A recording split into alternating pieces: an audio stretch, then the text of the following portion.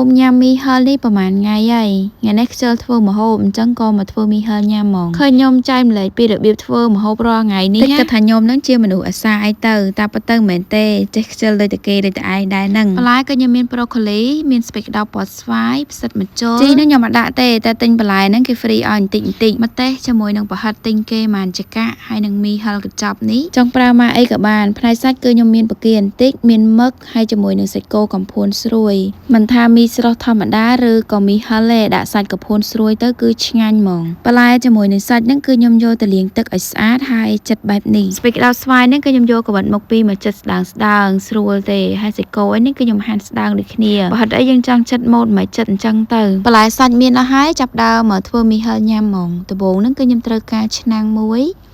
ដាក់ដាំទឹកមកល្មមមកបន្ទាប់ពីទឹកពុះគឺខ្ញុំចាប់ផ្ដើមហាយកញ្ចប់មីដាក់មីចូលហើយគឺដាក់គ្រឿងចូលក្នុងហ្នឹងហ្មងទៅមីហ្នឹងទិញគេមកគឺគេមានគ្រឿងស្រាប់យើងអត់ចាំបាច់លីអីច្រើនទេ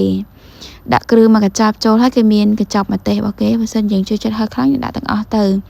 តែបើចេះតិចៗខ្ញុំដាក់តែពាក់កណ្ដាលអីទៅបានហើយព្រោះតែហឹរខ្លាំងបន្ទាប់ពីដាក់គ្រឿងមីរួចហើយគឺចាប់ផ្ដើមដាក់បន្លែផ្សិតម្ជុលប្រូកូលីបន្តិចមកហើយជាមួយនឹងស្ពៃក្តោបពណ៌ស្វាយយើងហ្នឹង3មុខនឹងដាក់ជាមួយមីហិលគឺត្រូវលេខ1ហើយជាបន្លែដែលខ្ញុំចូលចិត្តដូចគ្នាបន្លែហ្នឹងខ្ញុំដាក់តាមចូលចិត្តណាដាក់តិចច្រើនបន្ទាប់ពីដាក់បន្លែហើយគឺថែមសាច់នឹងឯងគឺមានបកាមានមឹកមានសាច់កំភួនស្រួយថែមប្រហិតថែមអីមកនិយាយពីថាជាតិអស់ស្ទះហ្មងប្រហិតនេះគឺងាយតែយើងទៅទិញគេមកចង់បានប្រហិតអីទិញប្រហិតហ្នឹងទៅស្រួលមែនតើមួយចកា1000 2000ទិញ2 3ចកាមកគឺរួចជាការស្រេចដាក់សាច់ដាក់បន្លែរួចហើយយើងទុកមីហិលយើងឲ្យពុះឆ្អិនបន្លែឆ្អិនសាច់ទៅគឺរួចរាល់ជាការស្រេចហើយ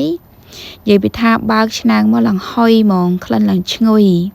ថ្ងៃនេះខ្ជិលដែរតែខ្ជិលបែបកាលីបបានជាមួយនឹងមីហិលមានគ្រឿងសមុទ្រមានអីចេះមកនិយាយពីថាអេមដល់កមីហិលនេះបានញ៉ាំតែពេលមេអារម្មណ៍ស្រេចទេឆ្ងាញ់លេខ1ហ្មងតែពេលដែលខ្ញុំកំពុងញ៉ាំនេះគឺថ្ងៃបើកឡើងក្តៅចេះហ្មងបូកជាមួយនឹងមីកំពុងតែក្តៅហុយហើយហិលទៀតហើយនិយាយមែនបែកញើសជោកអាវហ្មងបងប្អូនណាខ្លះដែលជា fan មីហិលមកអាទិត្យញ៉ាំពីបិសាអីហ្នឹង comment នៅខាងក្រោមម្នាក់មួយផងខ្ញុំពេលឃ្លានញ៉ាំចេះខ្ជិលជិះចេញក្រៅមានតែធ្វើនៅផ្ទះញ៉ាំតែខ្លួនឯងចេះហើយ